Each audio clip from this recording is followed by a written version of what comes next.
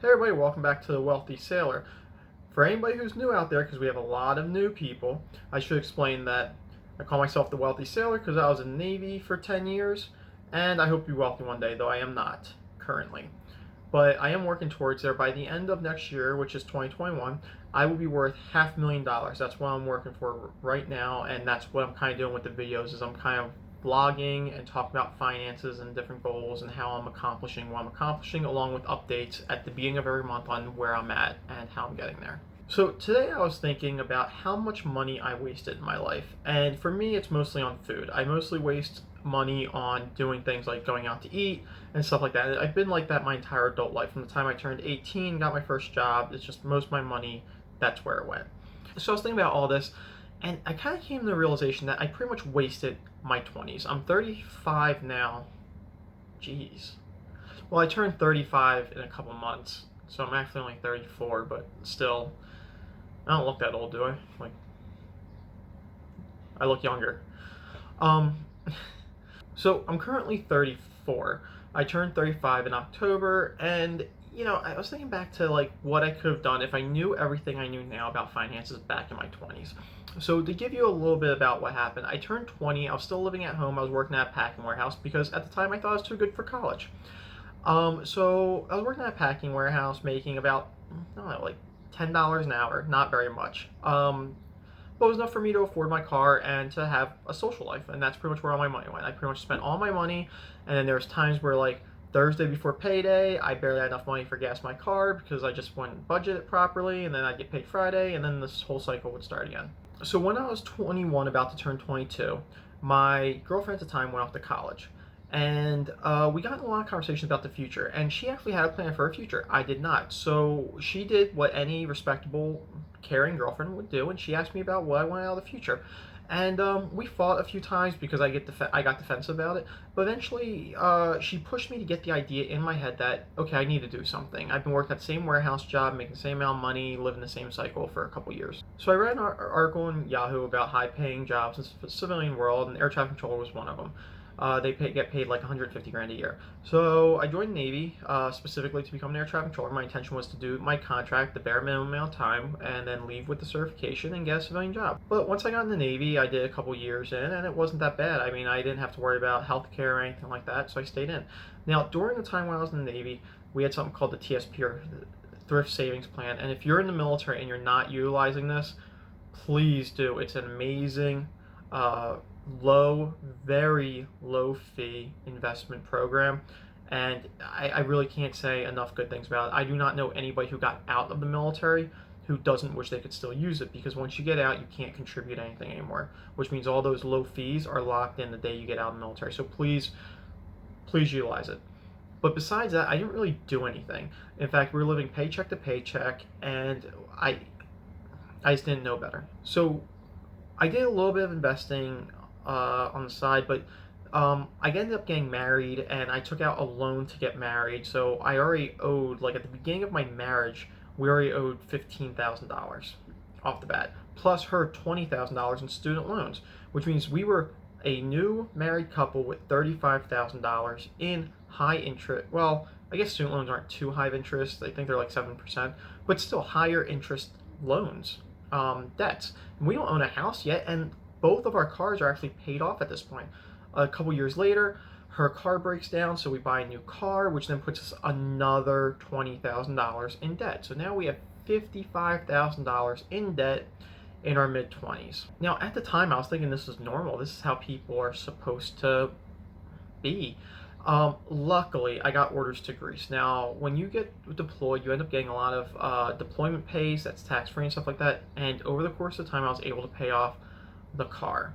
I wasn't able to pay off the student loans, but we were making minimum payments on that, and I was not able to pay off the line of credit that we took out for the wedding. But okay, we paid off the car, which was incredibly stupid because it was like our lowest interest thing out of all of them.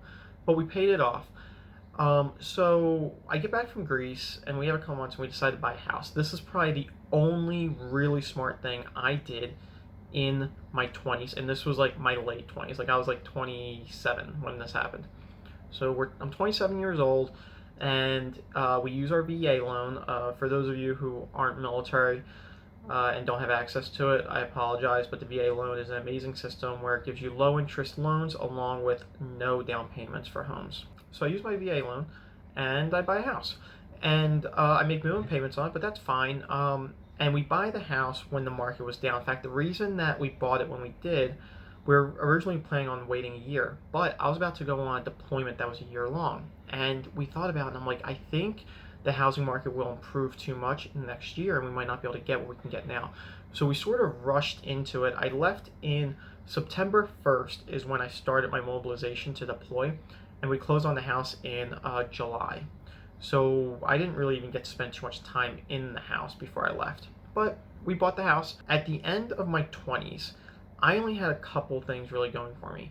I had the house, and by the time I turned 30, I think I had a pretty good amount of equity in it, like 20 grand, 30 grand of equity in it.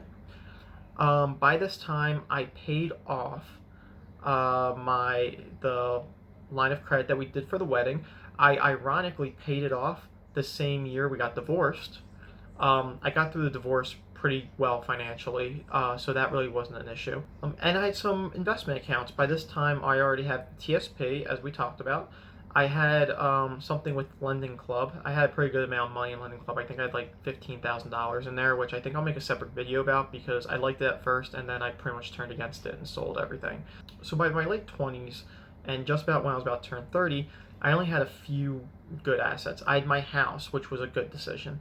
I had a TSP, which was massively underfunded. I should have put a lot more in there than I did because I only put like 2 or 3% of my paycheck in there for my military career, which means at the end of 10 years I only had like $21,000 in there, which isn't good. Like I should have, had I known, I would have done a lot more and contributed a lot more.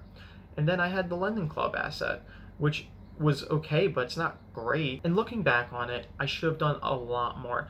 I should have, as soon as I joined the military, I should have put at least 5, maybe 10% of my paycheck into the TSP. I should have bought a house earlier, but the reason I didn't do that was a lot to do with the fact that I was in the military, because the same career that allowed me to afford one made me cautious because we moved every 3 years. And most people will tell you if you're going to live somewhere only for 3 years, it's not good to buy a house. So I didn't. I was really worried that it would take us a year or two just to get to the point where we weren't underwater on it anymore. And I was scared that if we bought it, we would get trapped with it, especially since when I first joined the military was 2007, and then literally the housing market crashed. So living through the housing market crash, it made me very skeptical about buying a house. And I didn't have the education I do now in order to know better and to know that, hey, I should definitely buy now because everything's crashing. And then I had the Lending Club thing, which is extremely risky. Like, that's a high risk investment to have so much money in, especially at the time when 50% of my retirement savings was in something so risky. So I tell you all this because I think, one, it's important to admit my limitations. Like, I don't want to get on here and make it seem like I'm some financial expert, because I'm definitely not an expert. I'm just a guy who has a goal, who's kind of vlogging as I go, and hopefully start some discussions and start to, make people think and motivate people to do what's best for them. And the other thing that I wanted to point out is that it's never too late. I am 34 this year. I got really serious about finances towards my late 20s, and mostly since I turned 30. And I have turned my finances around so much. Like I said in other videos, I'm getting very close to being worth $400,000, and that's net worth. That's not total amount of assets. My total amount of assets is almost $1 million, but I have liabilities on a lot of those. So trust me, I'll be making a video when I hit $1 million worth of assets. But I want everybody to know that it's never too late to start saving and getting your finances in order. All it takes is the right direction and the right motivation to do so. So if you learn nothing else from this video, if there's no other takeaway, that if you waste your 20s like I did, that's okay. But you still have your 30s, you still have your 40s. Unfortunately, things do get a lot harder as you get older. You have less time to make up for mistakes, less time for compounding interest to kick in. So try to, like, if you're watching this video in your early 20s and you're thinking, oh, well, I can change in my 30s, like, yeah, you can, but you can also change right now in your early 20s. So I suggest the early 20s thing.